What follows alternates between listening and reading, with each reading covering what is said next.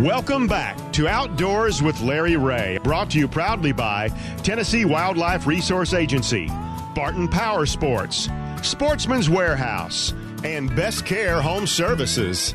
Hey, welcome back to Outdoors with Larry Ray on this Saturday, April the 13th. We talk right now with some family, the Jones guys. I guess if we put all the Jones and the Wongs together, we'd have a pretty big crowd in the world. I know that for a fact. Didn't you said that there's more Wongs than there are Smiths or Joneses, right? Yeah, there are more Wongs in the world than Smiths and Joneses put together. All right. Run your Wong. Hey. Well, I can tell you in this room right now, there's more Joneses than there are Wongs, okay? That is true. Run your Wong. There's more Joneses. All right. That's John Gordon is sitting in with us, too, and John will be listening. And as we go along with this great trip for Red Stag to the Estancia Ranch. I don't know what that is. I couldn't pronounce it. So let me see it, Larry. You can pronounce that. See it in there? I've got it underlined. It's Potejo. It's like Potejo, señor. Looks like Estancia Potejo. Potejo. Rancha. Rancha. No, Sí. no comprende el español. Okay? No? Para. Oh, now we've got a new John Gordon has appeared now. ¿Por qué? Yeah, now I'm getting hungry for Mexican food. Okay? Let's go. But let's talk about the trip again. All right, you get there, you get to the ranch. You're there for 5 days. What order? What's the hunt? We were there probably about 8 days. 8 days. Yeah, 8 days total. We were there. We got there on Friday. Yeah. And left the following Friday is what it was. So basically 7 days. Yeah. Okay, so and this is really. I know Stacy and Lance are just part of your family, just about. Yeah, they are, the Walkers and Grandpa too. We don't want to forget the other Walker. Yeah, Mr. Ted. That's taught them all what to do and everything. But so Charlie, you got yourself. You're down there. You're pumped up. Do they draw to where you're going, or do they just take you out there and leave you and come back in a couple of days? Each one of us had our own guide. Okay. And I couldn't imagine having a better guide than the boy I had. Friendly, smile on his face the whole time. So he was with you. Are you in a ground blind? What are you in? Yeah, I was in a ground blind. Okay. I can't climb nothing. No, so you're on a ground blind. I saw a picture of some guys were up in a tree looking for animals, but on their website. But so you got to the ranch, 85,000 acres. Yeah. Are y'all the only ones there for this? Actually, there were two other hunters, but they were bow hunters. Bow hunters. But okay. they wasn't part of our group, but they was at the same They lot. were at the same time there. Yeah. And so each one of you had success. Now, we've talked about yours. I'm sure the excitement of so you're shooting what? What'd you say? What are you using?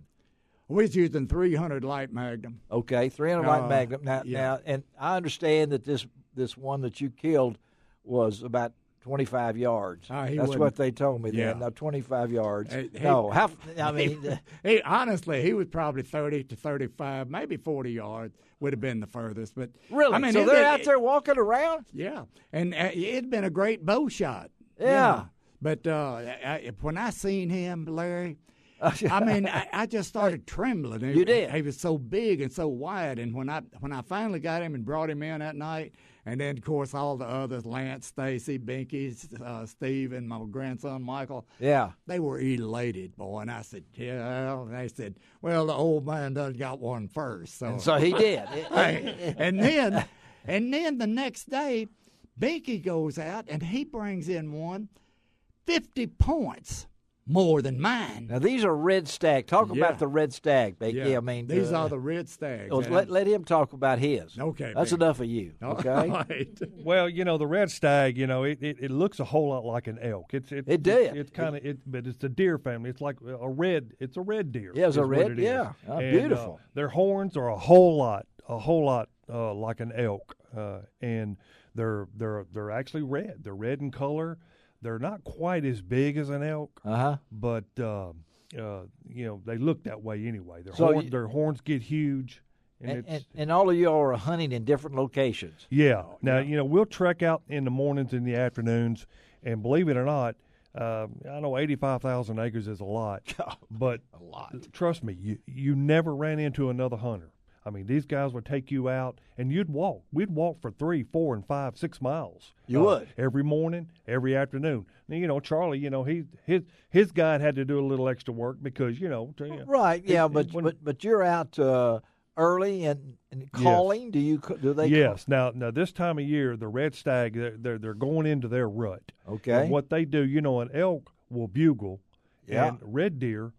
The males, they roar. They do a roaring sound. A roaring sound. Yes, it's a roaring sound, and you can hear that for long periods. You know that? Long distances away. John? I've seen it on television, yeah, Larry. So what does they it do sound roar. Like? It's hard to describe. Yeah, I said that'd be pretty tough to do on the show here because you'd wonder there's a malfunction in the show. Listen to that guy over there. That was me doing that. And again, we're talking to Bill Binky Jones and Charley Jones and about their trip with grandson Michael, nephews Bill and Steve going along with us, and Stacy and what's that other guy's name? Lance, of course, Walker, on this trip to red stag hunt. And it's such an area. And why'd you want to do this, Charley? Well, we've talked about this for everybody knows you as a fisherman. I got to say that. I mean, you are right, Ron. I mean, that's Charley's known as a fisherman. Yeah, but y'all need to see his game room. I've seen his game. We're getting to that. We're getting to that. As long as the pipes don't break. Okay, now I've seen your game room. I've always loved hunting because, back years and years ago when Henry Reynolds had the outdoor show and boy, you're we'd go to aging. White River Bottoms and go on them hunts. Yes. Anyway, I loved every minute of it, and fishing as well. But going on a hunt like this, for Binky and I and other members of my family, we have hunted elk for several years. And I've killed good quality elk, but not the massive one that like you'd get on a red stag. On a red stag. And then also, another bonus that you have down there is the black buck. Now, boy, they are pretty, I'm telling you, and it makes one of the most beautiful mounts you've ever seen. And y'all had a chance, didn't you, Binky, to harvest a black buck? Yeah. The way that worked is normally, because the red stag was our primary animal. Yeah. We once everybody filled their tag on the red stag, then they'd go out and start hunting the black buck.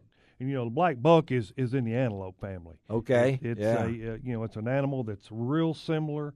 The horns are a little differently because they come straight up off the top of the head. They spiral around. Now they got rings around it and they spiral around, and that's usually an indication of their age. So the more rings and the higher they are, the more of a man he is. And these are native creatures.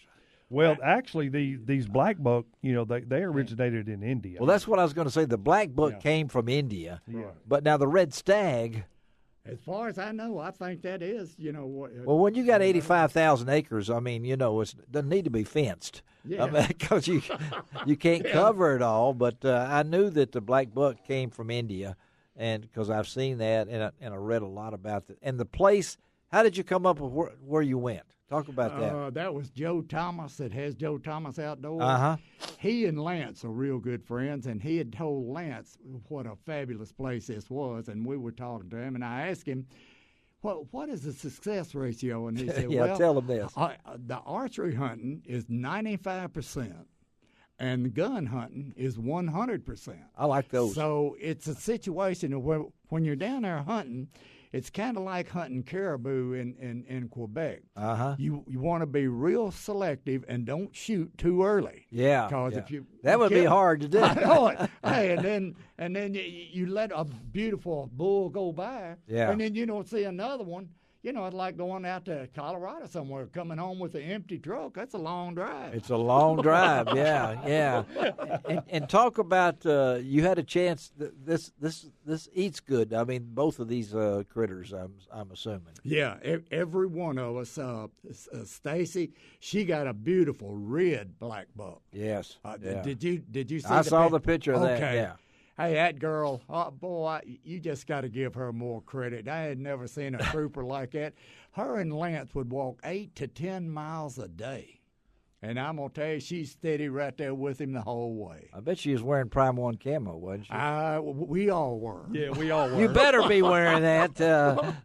Prime 1 camo is what Stacy Walker is the founder and president, CEO, and chief honcho of all that when you do that. And I know it probably took you a little while to get back down to earth when you got back, didn't it, Charlie? It did. But, I'm going to tell you, though, Larry, hey, going with my family and then going with good friends like Stacy and Lance, I'd have never been able to make the trip had they not have been with me and helped me along the way. I owe them a debt of gratitude till the day I die, I guess. But, well, to have your nephews and your grandson, Michael, there, what did that mean to you, Binky, to be with Charlie and see all this happen?